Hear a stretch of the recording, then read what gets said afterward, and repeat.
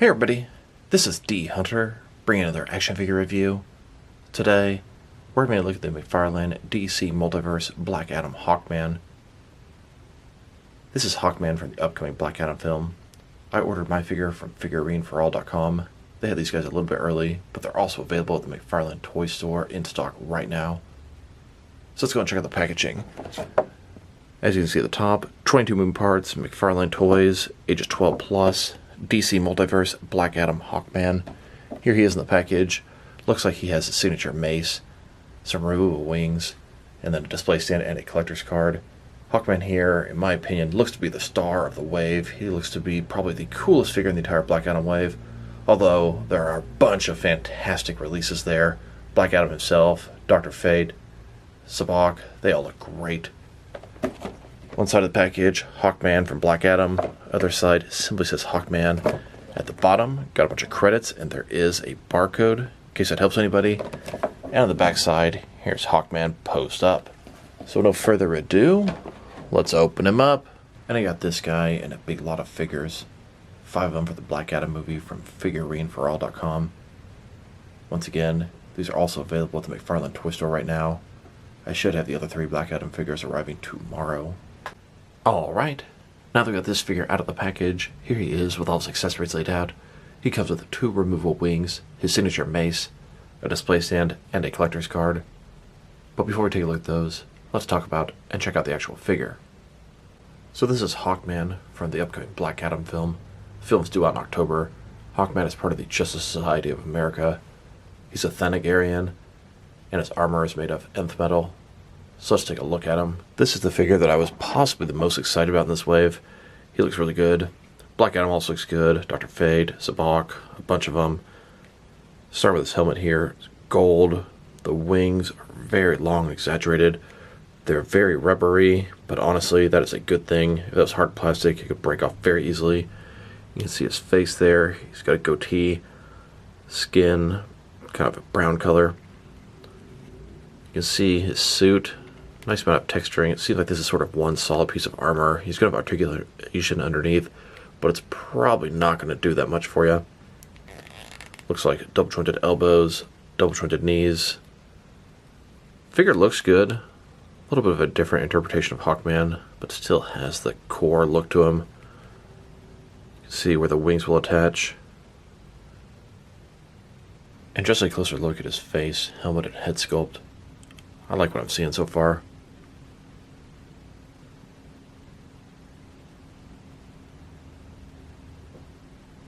Now this guy looks pretty good. I've seen some people online saying they're going to buy a few of these guys to use as Thanagarian warriors. He looks like Hawkman, but he could also be a generic soldier. Let's talk about his armor for a second. There's some interesting details. So his shoulder here, he's got one large shoulder pad, one smaller. He's got this forearm sort of guard here on his left hand, and then his hand, it has these little spikes coming off the armor. Other side has the armor, but no spikes. Overall, just kind of interesting design. Now let's check out his accessories, and let's start off with the boring stuff. Here's his display stand. Typical McFarlane display stand, black perfect circle, says DC on the bottom. It's got one peg for the peg holes on his feet. Very thin, very basic. Now let's look at his collector's card. As you can see, it's an image of Hawkman right here, but it's not from the film, and it's not of the figure. Maybe it's from a comic adaptation or something. Hawkman from Black Adam. On the back, there is a description. If you want to read that, go ahead and pause now. Now let's look at his wings, and I must say, I'm a little bit disappointed. Sure, they look pretty good. A lot of feathers, sculpted detail, gold, some brown trim here. He's got the peg that will connect to his back, and that is it. Simply is going to be able to rotate. Very disappointed. The Batman Who Laughs, Sky Tyrant, he had articulation in the peg, articulation in the wings. I feel like they could have just reused those wings and repainted them, and I would have been happier. These things aren't going to be able to outstretch the way he does in the trailer, and that alone is disappointing. Here's Hawkman without the wings. They attach into these 2 holes onto his back. And here he is with the wings attached.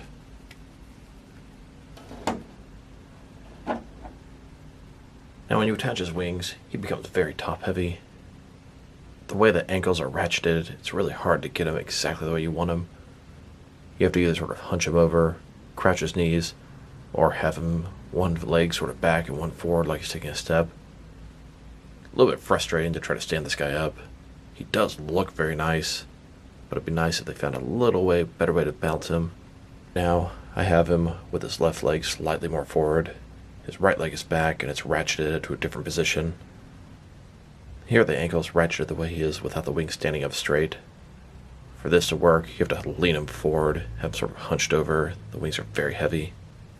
You could stand him up with his sort of knees crouched, his ankles ratcheted forward a little bit.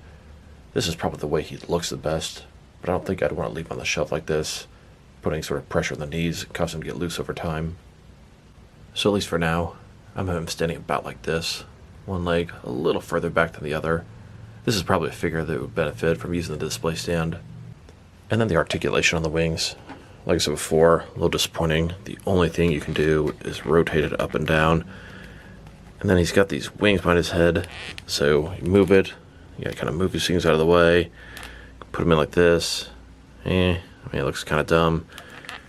You can put them all the way down. It's almost no point to do that stuff. I want to be able to stretch them. There should be a hinge right here. Not super pleased with how this came out. I expected something a little better. Here's the Batman Who Laughs, the Sky Tyrant's wings. He actually stole these from Hawkman. Now, the sculpt is fantastic, all the feathers. It's got a similar plug here, but it does have articulation, hinged, and rotation. In addition to that, you can outstretch the wings. Looks fantastic. I wonder if anyone's going to repaint these and try to add them to Hawkman. They're a little bit looser in the peg, but they totally fit, and they don't really fall out.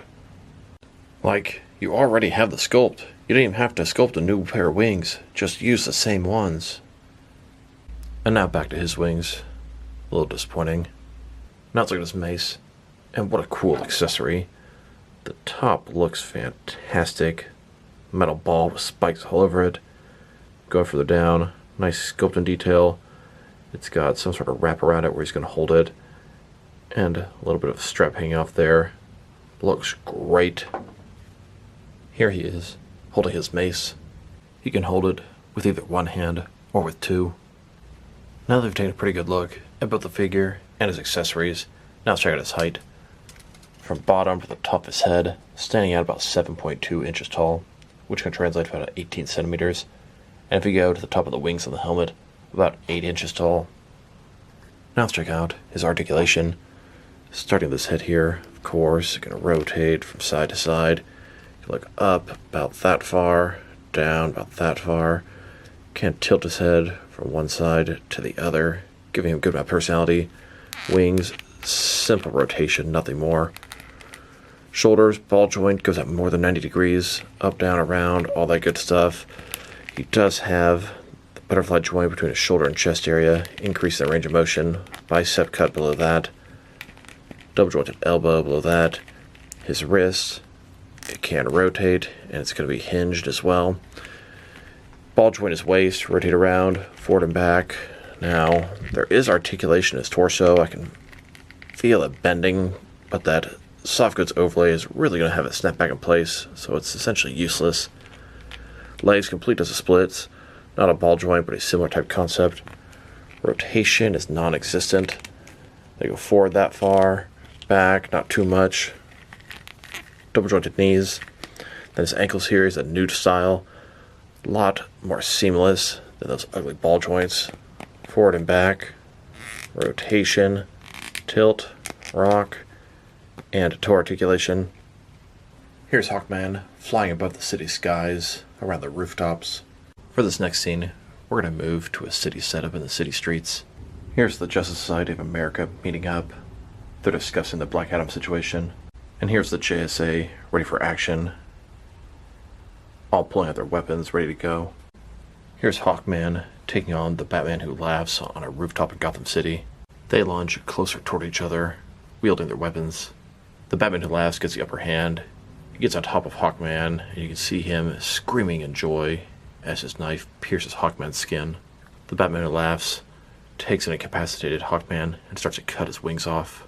At this point, he is now donning Hawkman's armor, his wings, and he's using his mace, thus becoming the Batman Who Laughs Sky Tyrant. Now let's check him out next to some other action figures, starting off with some other Hawkman figures. Here he is, next to a DC Direct, Superman, Batman, Hawkman.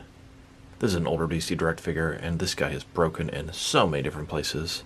Here's the McFarlane DC Multiverse Hawkman, next to the Mattel DC Multiverse Hawkman. These are both live-action Hawkman figures, and I will have to give it up for Mattel. Their wing can spread out like Hawkman should be able to.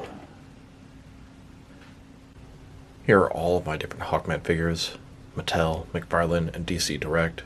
And then, here he is, next to a Mattel Hawkgirl figure. Now let's check him out, next to some other McFarlane DC Multiverse figures. Here he is, with the other Black Adam figures I have from this wave. Atom Smasher, Hawkman, Dr. Fate, and Cyclone. I should have the other three tomorrow. Now Black Adam is part of the DC Cinematic Universe, which started with Man of Steel and seems to be falling apart pretty badly. Here he is, next to McFarlane's The Suicide Squad figures. The Suicide Squad figures are also part of the DC Cinematic Universe, so potentially these Black Adam characters could interact with the Suicide Squad characters. And now, here's Hawkman next to Harley Quinn from Birds of Prey. Birds of Prey was also part of the DC Cinematic Universe, and she is the only figure they made from that film. They could have at least given us a Black Mask. Then, next to McFarlane's Zack Snyder's Justice League figures. Zack Snyder's Justice League is also part of the DC Cinematic Universe. And then, next to some Wonder Woman 1984 figures. Wonder Woman is also part of the DC Cinematic Universe, alongside Black Adam. Now, the DC Cinematic Universe are not the only live-action figures McFarlane has made. Here he is, next to Arrow and Flash, from CW's Arrowverse, which is completely unrelated from the DC Cinematic Universe. McFarlane also made a bunch of figures from The Batman. These are some other live-action DC figures that are unrelated to the DC Cinematic Universe. Here's Hawkman, next to the Justice League Endless Winter Black Adam. May not be the movie version, but it's the closest I have for now. Here he is, next to some other McFarlane DC Multiverse figures with wings. These are all of them I could think of. Now let's check him out, next to some other recently released McFarlane DC Multiverse figures. Here he is, next to the two most recent Mega figures, at least before its Black Adam wave. We have Killer Croc and Man-Bat. Here's Hawkman, next to most recent Build-A-Figure wave. This is the Blackest Night wave, where you collect a build, Atrocitus. Then, next to the McFarlane Toy Store exclusive, Gold Label Unmasked Zarnar Batman and Unmasked Infinite Frontier Robin. And here, next to the Target exclusive, Crime Syndicate Ultraman and Superwoman. Here's Hawkman, next to the Batman vs. Hush 2-pack. Then, next to the single release of Hush. And here he is, next to Ghostmaker. And now, next to the Batman Who Laughs dressed as Batman, and the Target exclusive Gold Label Lex Luthor in Superman Power Suit. Then, with the Arkham Knight and Grifter. Here he is, next to the John Kent Superboy and Tim Drake Red Robin. Here he is, next to TV's The Flash and the comic Godspeed. Then, next to the most recent Injustice 2 figures, Green Arrow and Reverse Flash. Now let's check him out, next to some action figures from different various companies, to see how he fits in both scale and style-wise, in case you want to know which lines you can mix it with. Since he's a McFarlane figure, they're typically the 7-inch scale. I'm going to start off my comparisons with some of the larger action figure lines I collect, and work my way smaller. But first, we're going to check him out with some of his McFarlane Toys brothers. In front of you are 5 different action figure lines, all from McFarlane Toys, all 7-inch scale. Then, next to some more McFarlane Toys, these are from different various video game properties. And now, next to some Jakks Pacific Wrestling figures. And here he is, next to some DST or Diamond Select toys. Then, next to some DC Direct and DC Collectibles figures. And here, next to some NECA figures. Then, with some Mattel wrestling figures. And now, next to some Jazzwares AEW wrestlers. And here he is, next to some Mezco 112 collective figures. Then, with some Mattel DC Universe Classics and Multiverse figures. And here, with some Mafex figures. Then, next to some Hasbro Marvel Legends. And here he is, next to some SH Figure Arts action figures. And finally, next to some Jazzwares Fortnite figures. Overall, this is a pretty nice figure, but his wings are just very disappointing. This guy's sculpt and paint job are excellent, no issues there. His accessory, the mace, it's really well done, it's really cool. Articulation is pretty much everything you'd expect from McFarlane DC Multiverse figures. Two biggest negative aspects would be his wings, the execution, and the fact that he's so top heavy. He doesn't stand very easily, and it looks kind of awkward when you give him to stand. Now the wings really bother me, as they already have wings that could be used for this purpose. Part of the appeal of Hawkman is being able to spread out his wings, being able to glide, being able to look very massive, just like in the trailer for the film. So it's just really bothering me the way they did the wings. If I were to rate this figure, I'm probably going to give him a 6.5 out of 10, and I thought this guy was going to be the star of the show. If his wings simply had a little bit of articulation, he would easily be an 8 out of 10. But they really botched the wings on this guy, and frankly that sucks. And just to add insult to injury, they had perfect wings they could have already used and didn't have to pay someone to sculpt new ones. So this is D Hunter. Thank you guys for watching this video. If you liked the video, press like below.